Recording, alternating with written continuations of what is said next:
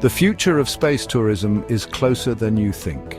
Companies like SpaceX and Blue Origin are making significant strides in making space travel accessible to civilians.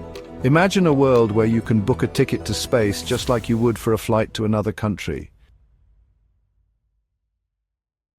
Picture yourself experiencing zero gravity, staying in a space hotel, or even walking on the surface of Mars.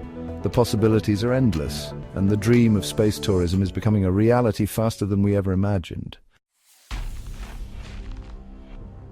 But traveling to Mars is no small feat. The challenges are immense, from the vast distance to the harsh environment. Scientists and engineers are working tirelessly to solve these problems, but it will take time and innovation. Training astronauts and developing advanced technology are crucial steps. Creating sustainable living systems for long-term missions is essential.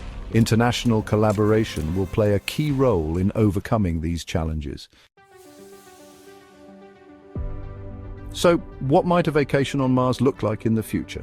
Picture yourself exploring the Martian landscape, staying in specially designed habitats, and experiencing a new world. While it may sound like science fiction, the dream of vacationing on Mars is becoming more of a reality every day.